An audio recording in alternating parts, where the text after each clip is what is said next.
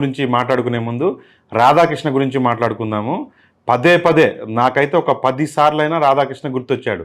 ఎందుకంటే ప్రభుత్వ పథకాలు అందించడం అనేది, ఇళ్లకు చేర్చడం అనేది, లేదంటే డైరెక్ట్ బెనిఫిషరీ ట్రాన్స్ఫర్ ద్వారా నేరుగా ప్రజలకు డబ్బులు ఇవ్వటం అనే దాన్ని పప్పు బెల్లాల కింద పంచటం అని రాధాకృష్ణ వెక్కిరిస్తూ రాసినటువంటి వీకెండ్ కామెంట్లు అయితే నేనైతే ఒక 10-15 చదివి ఉంటాను. మీరు కూడా ఎన్ని చదివారో ఖచ్చితంగా ఇక్కడ ఒకసారి కామెంట్ అయితే పెట్టండి. ఎందుకంటే 5 సంవత్సరాల్లో ఈనాడైతేనేమో 5 ఏళ్ల అరాచక పాలన అనే దాని నుంచి దిగట్లేదు. అలాగే ఆంధ్రజ్యోతి అయితేనేమో గత కాలంలో అటు జగన్మోహన్ రెడ్డి పప్పు బెల్లాల్లో ఇలా పంచుకుంటా పోతే రాష్ట్రం శ్రీలంక అవుద్దా, లేకపోతే సోమాలియా అవుద్దా, లేకపోతే వెనిజులా అవుద్దా అని చెప్పేసి చెప్పడానికి చూసాం కదా. అయితే విచిత్రం ఏంటంటే నిజంగా అంటే రాధాకృష్ణ నిన్నటి ఆంధ్రజ్యోతి కానీ లేదంటే ఏబిఎన్ ఛానల్లో కానీ సిగ్గుండాలి రాధాకృష్ణకి. అసలు అంటే ఒక బుద్ధి కానీ, లేకపోతే ఒక చీము నెత్తురు కానీ, లేదంటే ఒక జర్నలిస్ట్గా ఏదైనా ఒక లైన్ తీసుకుంటే ఆ లైన్కి స్టిక్ అని ఉండాలి. ప్రభుత్వ పథకాలు జగన్మోహన్ రెడ్డి పంచి రాష్ట్రాన్ని అధోగతి పాలు చేస్తున్నారని చెప్పినటువంటి రాధాకృష్ణ ఛానల్లో నిన్న ఇదొక పండగ వాతావరణం రాష్ట్రం మొత్తం కూడా. అసలు ఏం పండగ వాతావరణము, మరి ఎందుకు ఇది కొత్తగా వచ్చిందో, లేకపోతే అసలు ఇక్కడ ఒక విచిత్రం ఏంటంటే మొదటిసారి పెన్షన్లు ఇస్తున్నట్టు. మొదటిసారి అంటే ప్రభుత్వం ద్వారా సామాజిక పెన్షన్ల పంపిణీ వృద్ధులకో, వికలాంగులకో, లేకపోతే ఇంకా అనాథలకో, లేదంటేనేమో ఒంటరి మహిళలకో మొదటిసారి పింఛన్లు కనుక ఇస్తున్నట్టు అంటే చంద్రబాబు నాయుడు కంటే ముందు ఎవరూ పెన్షన్లు ఇవ్వనట్టు ఒక కలరింగు. రెండో కలరింగు ఇంటికి తీసిపోయటం జగన్మోహన్ రెడ్డి 5 సంవత్సరాలు చేసిన పనే అది. ఆ వాలంటీర్ల వ్యవస్థను మీరు తిట్టిపోసిందే జనాలకు ఇంటికి తీసిపోయి ఇవ్వటం కోసం పెట్టినటువంటి వ్యవస్థను తిట్టిపోసి మీరు కూడా ఇంటికి తీసిపోయటం ఏదో గొప్ప అన్నట్టు చెప్పుకుంటా చేయటం అయితే ఒక ఎత్తు అయితే, ఆ చేసిన దాన్ని రాధాకృష్ణ ఛానల్లో, ఏబిఎన్లో, ఆంధ్రజ్యోతిలో ఒక పండగ లేదంటే ఒక ఉత్సవం, ఒక వేడుక జరుగుతున్నట్టు చూపించడం. మరి దాన్ని ఏమనాలో అంటే మనకు కళ్ళకు సమ్మగా, లేదంటేనేమో మనకు ఇష్టమైన వాళ్ళు చేస్తేనేమో అది ఆనందం, జగన్మోహన్ రెడ్డి లాంటి వాళ్ళు చేస్తేనేమో కళ్ళల్లో నిప్పులు పోసుకోవటం, రాష్ట్రాన్ని అధోగతి పాలు చేయటం.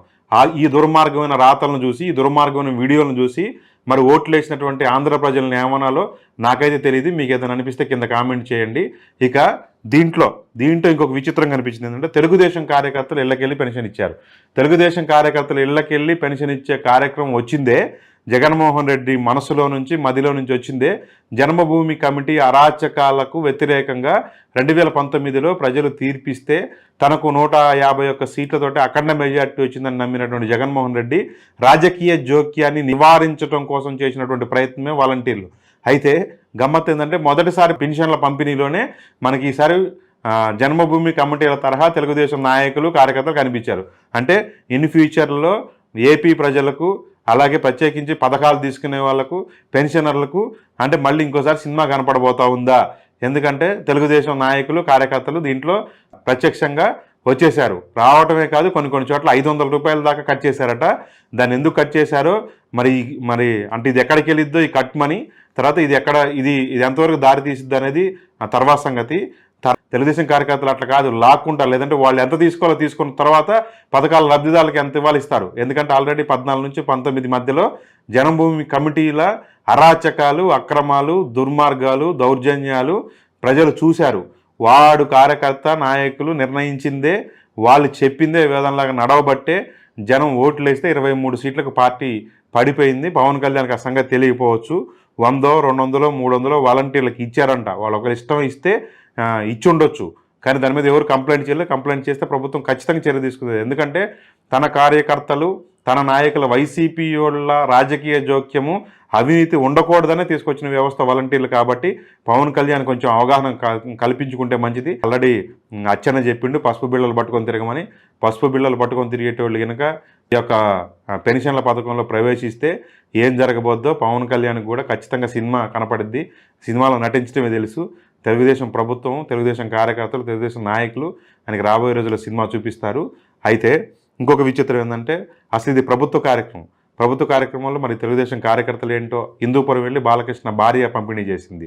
ఇక వాళ్ళ భార్యలు, లేదంటే వాళ్ళ అక్క చెల్లెళ్ళు, లేదంటే వాళ్ళ మేనల్లుళ్ళు వీళ్ళు పోయి పంపిణీ చేసి మరి ఇది తెలుగుదేశం కార్యకర్త అంటే కార్యక్రమంలాగా చూపించి కార్యకర్తల భాగస్వామ్యం కోరుతున్నారో లేదంటే ప్రభుత్వ కార్యక్రమం అని చెప్పదలుచుకున్నారో అదైతే అర్థం కాలేదు.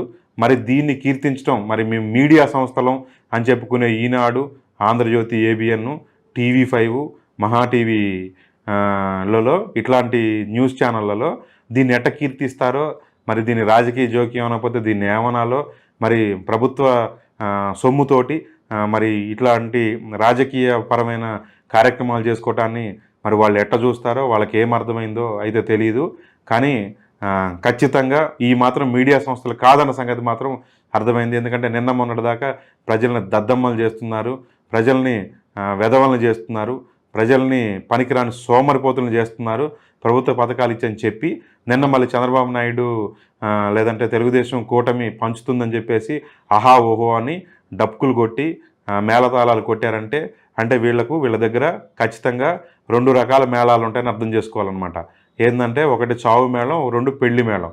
జగన్మోహన్ రెడ్డి లేదంటే వైసీపీ వాళ్ళు ఏ కార్యక్రమం చేసినా వాళ్ళు కొట్టాల్సింది అక్కడ ఖచ్చితంగా చావు డప్పుకు. రెండోది తెలుగుదేశం, చంద్రబాబు నాయుడు, లోకేష్ నాయుడు లేదంటే పవన్ నాయుడు ఇట్లాంటి వాళ్ళు ఏదైనా కార్యక్రమం చేస్తే దాన్ని కొట్టాల్సింది పెళ్లి డప్పుకు అనమాట. అంటే ఈనాడు, ఆంధ్రజ్యోతి, టీవీ5, మహా న్యూస్, మహా టీవీ వీళ్ళకి నేర్పిస్తారనమాట. అంటే వీళ్ళకి రెండు మేళాలు నేర్పిస్తారు. ఒకటి చావు మేళం, 2 పెళ్లి మేళం. చావు మేళం అయిపోయింది, జగన్మోహన్ రెడ్డి ఓడిపోయిన తర్వాత కూడా దాన్ని కంటిన్యూ చేస్తూ ఉన్నారు.